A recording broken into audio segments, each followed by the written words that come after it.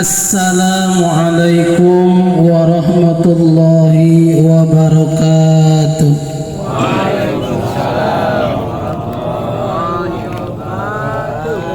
Li ajli ridha'illahi ta'ala al-Fatihah. A'udzu billahi minasyaitonir rajim. Bismillahirrahmanirrahim. Alhamdulillahi rabbil alamin arrahmanir rahim maliki yaumiddin. Iyyaka na'budu wa iyyaka nasta'in ihdinas siratal mustaqim siratal ladzina an'amta 'alaihim ghairil maghdubi 'alaihim waladdallin. Amin. Bismillahirrahmanirrahim. Alhamdulillah wassalatu wassalamu ala Rasulillah wa ala alihi wa ashabihi wa mawala. Yang kami hormati, yang kami muliakan Ketua Majelis Taklim RT beserta jajaran kepengurusan, para asatidz yang hadir di tempat ini yang tidak bisa disebutkan satu persatu, yang kami hormati, yang kami muliakan Bapak RT, alhamdulillah senantiasa selalu mensupport dan menghadiri pengajian kita yang sudah menjadi rutinitas kita. Mudah-mudahan semua yang hadir di tempat ini yang tidak bisa disebutkan satu persatunya, baik nama, jabatan ataupun alamat rumahnya, detailnya, semuanya mudah-mudahan selalu diberikan keberkahan oleh Allah Subhanahu wa taala. Puja dan puji syukur senantiasa selalu kita panjatkan ke hadirat Allah Subhanahu wa taala.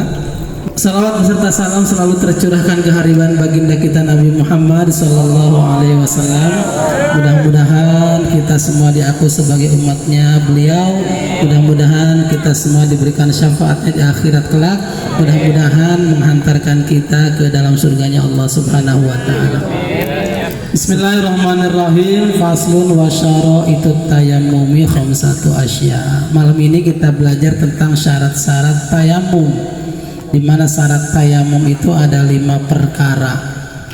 Tayamum ini sesuatu alat untuk bersuci, bisa menggantikan wudhu, bisa menggantikan mandi jinabat, bersucinya. Tapi tayamum ini sesuatu yang ekstrim, ya, karena di kita mah sekalipun musim kemarau seperti ini alhamdulillah air mah banyak. Syarat tayamum ada 5. 1. Wujudul udri bisafarin aw maradin. Boleh tayamum tuh 1 dengan sebab uzur. Apa uzurnya? Dalam perjalanan. Mana perjalanannya? Naik kapal atau naik kereta. Sebab naik pesawat terbang tuh tidak bisa seperti naik bus, berhenti di terminal atau minggir dulu pinggir tol. Gimana? Naik kereta pun demikian, tidak bisa sembarangan berhenti, ada tempat-tempat khususnya. Kalau di laut mungkin banyak air ya, kalau naik pesawat kapal laut mah mungkin. Saya belum pernah naik kapal laut soalnya, jadi nggak tahu.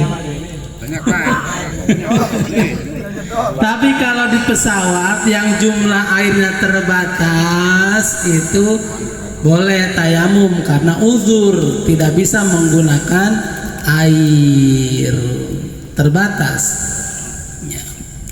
Atau marodin, atau dengan karena sakit, yang mana sakit itu tidak bisa terkena air untuk berwudu, akhirnya harus tayamum ketika mau sholat. Ada banyak. Kalau sekarang kan ngegampanginnya tuh, wah mentang-mentang lecet nih tangan nih, kemarin jatuh nggak wudu, nggak tayamum, nggak sholat, gitu kan? Ngambil gampangnya aja, alasannya sakit, alasannya nih nggak boleh kena air kata dokter, padahal cuma alasan, padahal mama males. Intinya mah itu sebenarnya mah, lagi sehat aja jarang sholat apalagi sakit gitu kan. Wadukhuli waktu sholat, masuknya waktu sholat. Ketika sebelum sholat tuh nggak ada air, masuk waktu sholat harus wudhu, nggak ada air, boleh tayamum. Kalau belum masuk waktu sholat bapak sudah tayamum, nggak boleh. harus masuk waktu sholat baru boleh tayamum. Karena ada kemungkinan ketika masuk waktu sholat hujan, batal tayamumnya.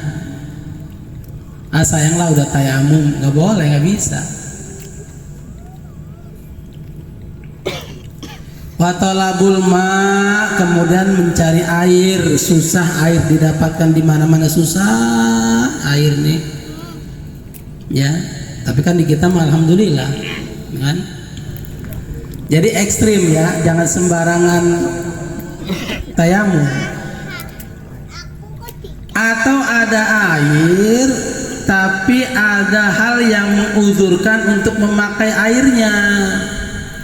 Mana misalkan ada air nih, cuma sudah bercampur limbah di kita nih, nggak bisa dipakai wudhu, bukannya seger malah berpenyakit nantinya, nggak boleh itu Pak.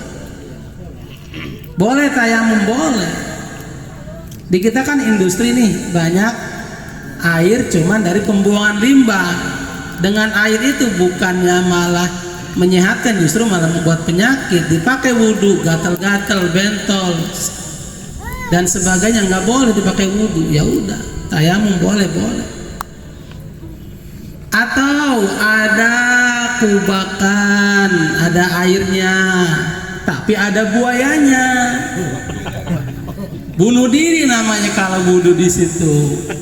Berarti boleh tayamum, boleh. Atau tempatnya terpencil, di situ tuh ada begal.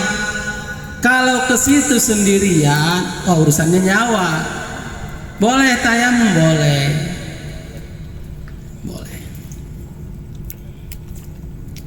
Kemudian debunya ini dengan debu yang suci, bukan debu yang bercampur dengan yang tidak mensucikan, kapur atau pasir, yang itu tidak cukup. Yang namanya debu tuh banyak. Sekarang musim panas, debu di mana-mana. Nggak usah nyari pasir, disaring dulu biar keluar debunya. Kita tempelkan tangan kita di kaca rumah kita udah debu, di tembok udah debu, di mana-mana udah debu. Dan yakin itu suci. Karena bukan di lingkungan kandang sapi atau kandang kambing. Gampang. Bahkan di pesawat tuh wudhu tayamumnya tuh dengan debu yang ada di kursi sofa depan tempat duduknya. Kalau dipikir-pikir, pesawat tuh steril ya, bersih, tapi tetap ada debunya kata ulama fikih mah. Di bangku pesawat itu tertutup 24 jam kan, tapi tetap ada debunya. Jadi jangan sembarangan mempergunakan hukum. Boleh tayamum, boleh, tapi nggak boleh sembarangan. Selagi masih ada air, selagi badan kita tidak sakit, boleh kena air atau wudhu. Jangan terlalu menggampangkan. Mudik nih dari sini ke Jawa, supirnya nggak berhenti-berhenti, orang Kristen supirnya. Sholat ditabrak aja waktu sholat. Udah tayamum aja. Padahal tinggal ngomong aja ke supirnya, Pir atau wayahnya sih penumpang nih muslim mayoritas, istirahat dulu gitu. Bisa diobrolkan baik-baik. Cuma sekedar sholat doang, berapa lama sih sholat? Yang lama tuh ngerokok sama ngopi gitu. Sholatnya masih bentar, kan? Yang lama tuh ngopi, ngerokok sama ngobrol, gitu kan? Jadi jangan digampangkan Pak. Makanya kata Gus Batu, tayamum sesuatu yang ekstrim di kita mah. Memang benar. Alhamdulillah masih banyak air. Sekalipun kekeringan, tetap masih ada air di sekitar kita, gitu. Ya. Wa faraiduhu arba'atu asya'a, dan fardunya tayamum ada 4. 1 niat, yang kedua mengusap wajah, yang ketiga mengusap kedua tangan sampai sikut, yang keempat tertib. Jadi tayamum itu cuma 2 yang wajib dibasuh, diusapnya, wajah sama tangan doang bisa.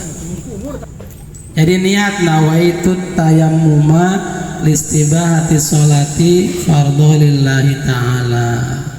Usapin ke wajah, yang kedua usapin ke tangan sampai sikut, selesai ya.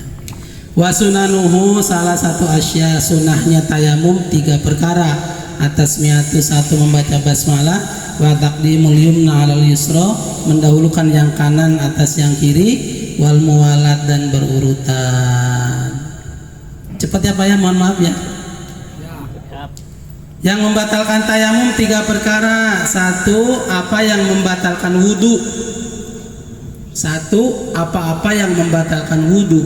Kemarin kita sudah bahas yang membatalkan wudhu ada berapa?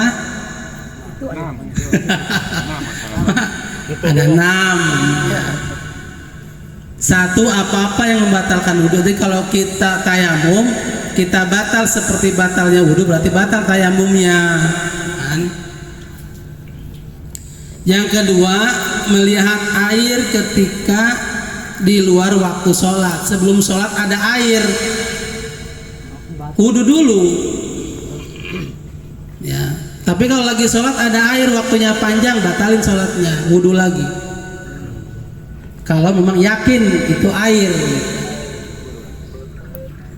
Yang ketiga adalah keluar dari agama Islam, kafir, murtad, batal tayamum, murtad, batal.